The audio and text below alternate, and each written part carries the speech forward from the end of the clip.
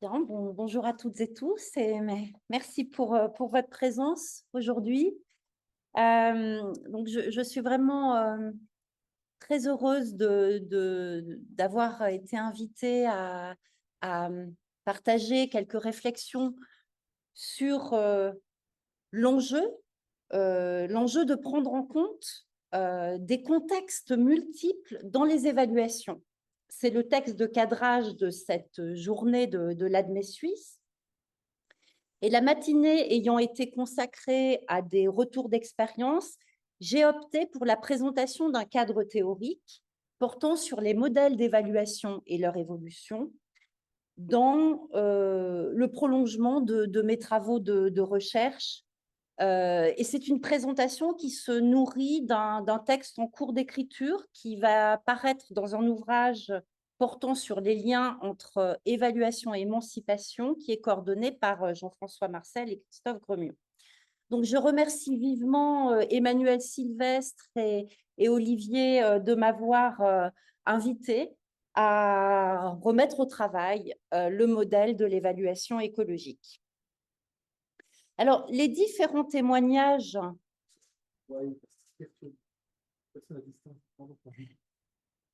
Donc, les différents témoignages de ce matin, ancrés dans des enquêtes situées, attirent notre attention sur les liens complexes qui existent entre les évolutions des contextes et les évolutions des pratiques évaluatives, étant donné l'intrication des dimensions politiques, sociales, culturelles, techniques et personnelles qui forment ces contextes. Pourtant, qu'il s'agisse de l'évaluation des personnes, élèves, étudiants, enseignants, des dispositifs ou des institutions, les pratiques évaluatives les plus courantes, basées sur la standardisation quantitative et le culte de la performance et du classement, se trouvent renforcées tant par les politiques néolibérales que le développement du machinisme numérique. Elles évacuent le plus souvent les contextes de production et d'usage des référents, des méthodes, des outils et des résultats de l'évaluation.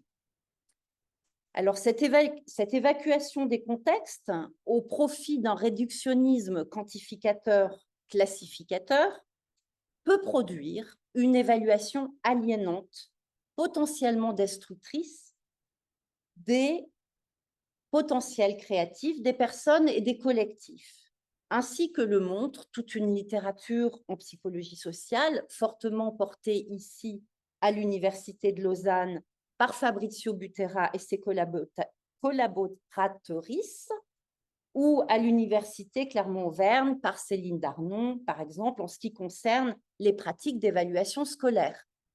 Décrochage, stress, agressivité, individualisme, triche, etc.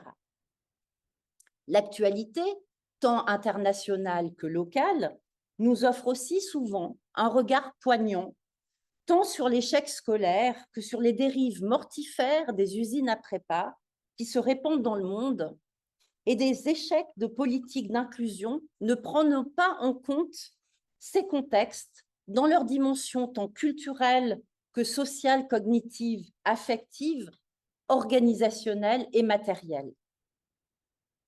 C'est précisément la prise en compte, non seulement d'un contexte local, mais également des contextes, le local et le translocal, qui est en jeu dans l'évaluation écologique.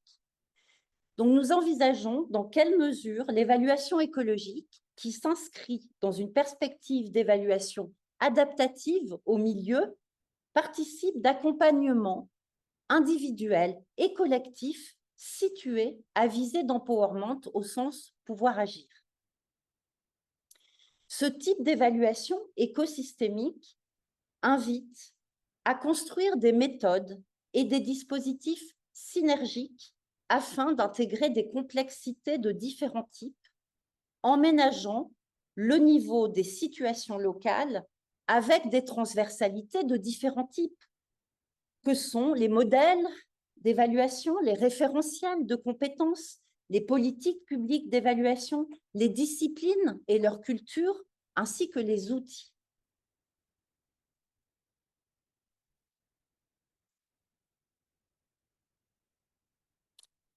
Alors, à partir d'un travail d'analyse que j'ai mené depuis de nombreuses années sur différentes classifications des modèles et paradigmes d'évaluation, je les ai cartographiés suivant 3 principales strates qui se sont d'abord succédées chronologiquement, puis superposées, voire enchevêtrées. Je vais passer très rapidement sur les 3 strates du quantitatif, du qualitatif et du participatif, largement prospectées désormais, avant de proposer à la réflexion une 4e strate. Une première strate est mesurante et standardisante. Cette première strate porte sur les efforts, sur l'élaboration d'outils de mesure, sur l'explicitation de référentiels et d'indicateurs de performance individuelle, ainsi que sur des tests standardisés concernant tout le champ de la psychométrie. Elle est prégnante et dominante. Fondée sur le paradigme de la mesure quantitative, cette strate d'évaluation se renforce même actuellement avec le numérique et les développements méthodologiques concernant les validités des résultats. Ainsi, par exemple, ces 20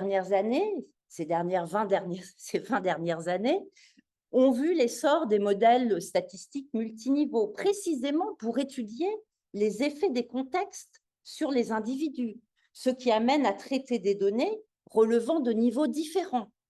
Certaines concernent l'environnement et sont donc des caractéristiques globales ou agrégées, tandis que d'autres sont des données individuelles.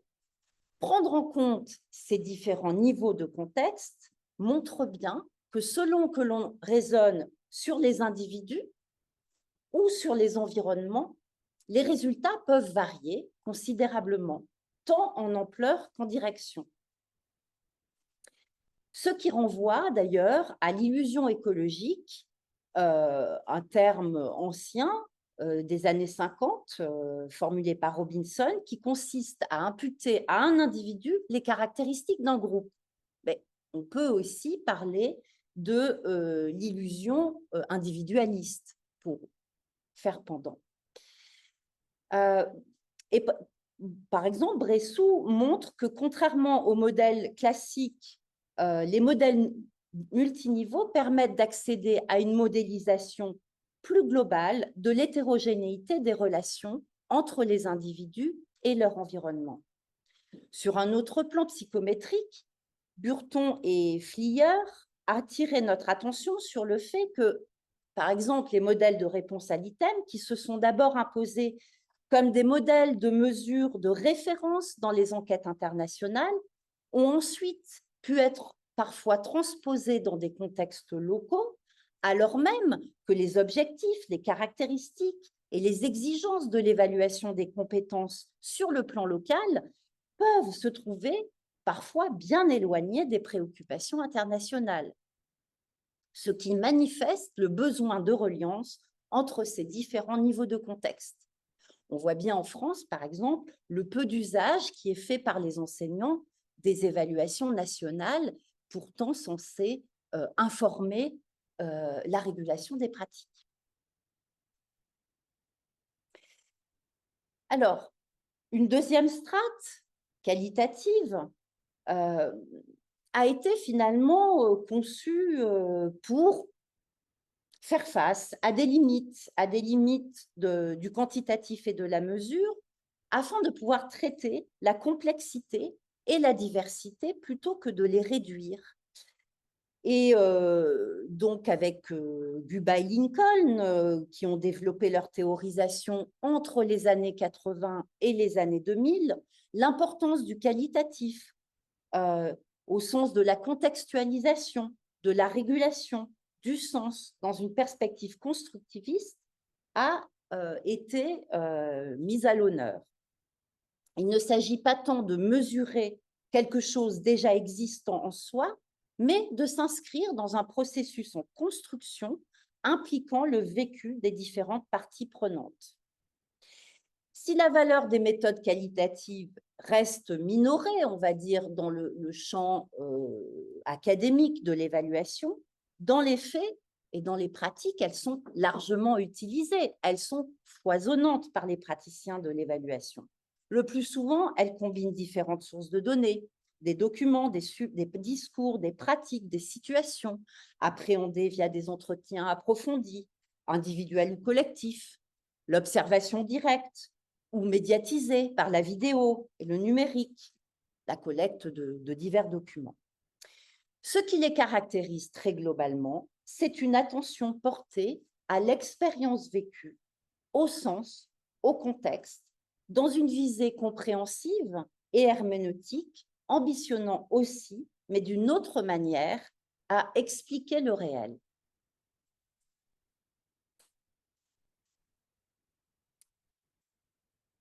Une troisième strate participative. Dans cette troisième strate, l'accent a été mis sur l'importance de la construction partagée du sens et de la décision, ce qui implique de questionner d'ailleurs les enjeux de démocratisation de l'évaluation. Dès la fin des années 90, Cousins et Whitemore soulignaient l'essor des évaluations participatives, mais distinguaient deux grandes approches de l'évaluation participative selon des fondements épistémologiques et culturels distincts. Dans une approche d'évaluation participative pratique, Practical Participatory Evaluation, d'inspiration nord-américaine, le but est de promouvoir l'utilisation de l'évaluation dans la prise de décision. Le postulat de base de cette approche, selon laquelle la participation des parties prenantes à l'évaluation en renforce la pertinence, l'appropriation et donc l'utilisation, a depuis été étayé par différentes recherches éclairant aussi des conditions plus ou moins favorables à de tels développements. La seconde approche, plus radicale, dite approche évaluative participative transformative, est ancrée dans une autre épistémologie d'inspiration plutôt sud-américaine, en référence notamment à Frère et au concept d'émancipation et de conscientisation. L'évaluation est perçue comme un processus développemental visant à transformer les relations de pouvoir, l'action et le changement social en impliquant les parties prenantes dominées dans l'enquête, la réflexion, la négociation, la prise de décision, la création de connaissances et l'empowerment. Les recherches collaboratives et participatives relatives à l'évaluation, plus ou moins ancrées dans l'une ou l'autre approche, de la déconstruction critique des mécanismes de domination jusqu'à la proposition politique de dispositifs de recherche-intervention, amènent aussi à une reprise de la question des relations entre démocratie et éducation. Dernière une publication récente en 2023. Je cite des références qui sont à la fin du diaporama que vous aurez. Alors, j'en arrive à une quatrième strate écosystémique. À l'occasion de la préparation de mon habilitation à diriger des recherches, j'ai été amenée à affiner le modèle de l'évaluation écologique. L'écosystème de l'évaluation écologique rejoint une perspective d'évaluation émancipatrice et capacitative, individuelle et collective, visant à offrir des marges de manœuvre et de sens, à la fois par des procédures méthodologiques et des formes de participation situées. Si l'injonction du participatif est désormais forte dans les projets de politique publique, avec une intensification de méthodes collaboratives qu'on trouve aussi dans la recherche et dans les pratiques pédagogiques, beaucoup reste à faire pour prendre au sérieux dans toute évaluation à la fois des orientations translocales et la spécificité des situations et de chaque situation locale. Une telle optique amène à interroger tout particulièrement la complexité et la spécificité des dispositifs, ainsi que des partages et des engagements en jeu, étant donné la nécessité de tenir compte à la fois des expériences situées dans des milieux spécifiques, mais aussi des trajectoires institutionnelles et personnelles, ce qui requiert de travailler à différents niveaux d'analyse et d'interrelation. Avec l'évaluation écologique, il est visé de faire tenir ensemble les différentes strates de pratiques d'évaluation que nous avons mentionnées, qui de fait coexistent, et plutôt que de situer ces strates comme une succession de générations où les unes se substitueraient aux autres, c'est la question de leur mise en correspondance qui est en jeu dans une approche écosystémique en termes de mise en résonance des milieux et des méthodes. Alors, donc, des milieux et des méthodes. Donc, tout d'abord, la synergie des contextes, des milieux. En fait, un écosystème formatif, il va être constitué de différents niveaux de contexte, on va dire. Il y a la situation locale, c'est déjà schématique, il y a une situation locale et puis il y a un milieu translocal. Au niveau de la situation locale, on a des parties prenantes avec des expériences, avec des pratiques qui donnent plus ou moins de sens aux situations dans lesquelles ils sont placés. On va être mis face aux relations dialogiques et c'est l'empowerment individuel et collectif qui va être aussi questionné, visé, on va dire. Et puis, au niveau du milieu translocal, on a aussi des parties prenantes. On va être plutôt du côté des politiques, des modèles, des disciplines, des technologies et des outils. Et la question des synergies, c'est de voir comment, bien sûr, le milieu translocal impacte les situations locales, mais également comment des situations locales et des dynamiques de transformation vont pouvoir avoir un impact sur le milieu plus globalement. Le deuxième type de synergie qui est mise qu'on cherche à développer, c'est la synergie, les synergies des méthodes, donc des strates de méthodes quantitatifs, qualitatifs et participatifs. L'empowerment au prisme de l'évaluation écologique conduit donc à reconsidérer les milieux impliqués comme un écosystème holistique, incluant différents niveaux à tisser ensemble tout en prenant en compte les convergences et les divergences qui apparaissent. On ne peut en rester à l'idée illusoire du partage et du consensus comme allant de soi, ni d'ailleurs, ainsi que l'avait souligné Charles Hadji, à une utopie de l'évaluation formative dans une culture de la compétition et du classement. En tendant à mettre en synergie les différentes strates d'évaluation et des milieux, l'évaluation écologique participe à la création d'un écosystème formatif adaptatif. Donc, en conclusion, soulignons l'importance des médiations synergiques psychosociotechniques situées et coopératives. Comme le souligne Jennifer Green et ses collègues, les évaluateurs sont au défi de comprendre le comportement humain dans toute sa complexité, dans des environnements où l'histoire et les contextes sont importants, où ce qui est significatif est en même temps phénoménologique et structurel, découlant tout à la fois des expériences vécues et des institutions sociétales qui encadrent et façonnent ces expériences.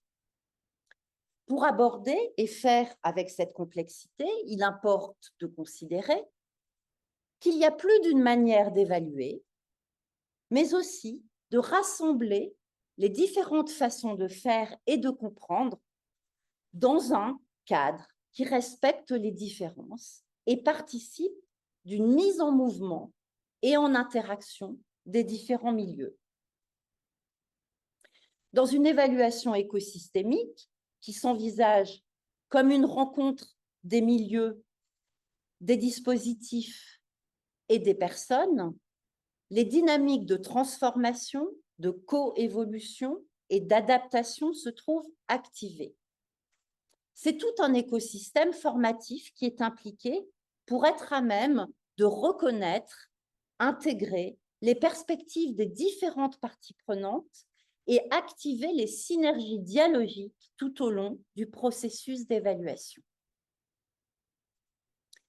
C'est dans ces délicates et stimulantes dynamiques que s'élaborent les 4 thèses en cours des doctorants et doctorantes présents aujourd'hui à distance, que je vois et que je salue. Juliette Robert, qui va prochainement soutenir une thèse qui porte sur l'évaluation d'un dispositif d'accompagnement à l'orientation au prisme de l'évaluation écologique. Véronique Perras, qui traite de l'adaptation des étudiants au contexte hautement normatif de l'évaluation en institut de formation soins infirmiers. Claire Fédy, qui se centre sur les dialogues entre évaluation, soutien d'apprentissage et didactique des sciences à travers l'étude des dynamiques d'enseignement-apprentissage associées à l'usage d'une grille d'évaluation critériée. Et Clément Maurice, qui travaille plus particulièrement dans le contexte de la vidéoformation des enseignants. Qu'il s'agisse de recherche collaborative ou de recherche-intervention participative, on dispose aujourd'hui d'un corpus conséquent de résultats attestant la puissance des élaborations collectives et individuelles qui s'effectuent, tant sur le plan épistémique que sur le plan identitaire. Ce sont ces synergies qui constituent un potentiel de ressourcement des processus de référentialisation, de subjectivation et d'intersubjectivation indissociables de la culture, de la construction d'une culture de l'évaluation écologique. L'évaluation, pour être située et adaptative, ne peut donc s'inscrire que dans un processus intégratif, ouvert aux différentes échelles de temps et aux interdépendances individuelles, sociales, économiques, politiques, culturelles et techniques. Une telle perspective ne fait pas système, a priori.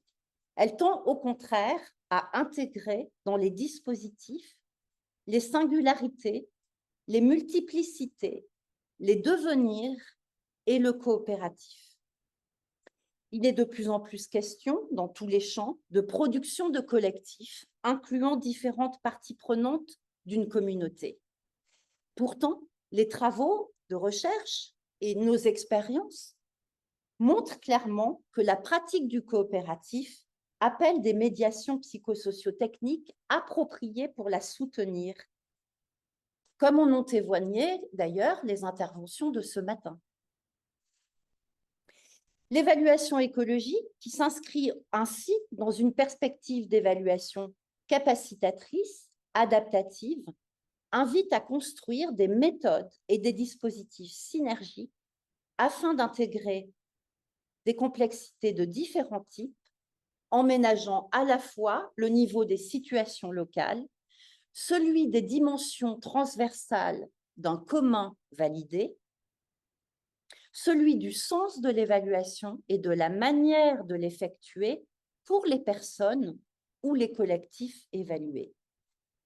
Ces dispositifs sont envisagés moins comme des procédures que comme des dynamiques de champ relationnel capables potentiellement de créer des conditions propices à des déploiements créatifs entre parties prenantes. Trouver les voies d'une telle évaluation écologique, c'est provoquer une rencontre intégratrice autour du sens même de l'évaluation et de ses protocoles. Si les dimensions politiques, institutionnelles et technologiques de ce type d'évaluation en sont des composantes déterminantes, la part du vécu, propre à chaque personne ou chaque écosystème évalué, est également essentielle pour des dynamiques émancipatrices. Voilà, je vous remercie de votre attention. Donc, les références. Puis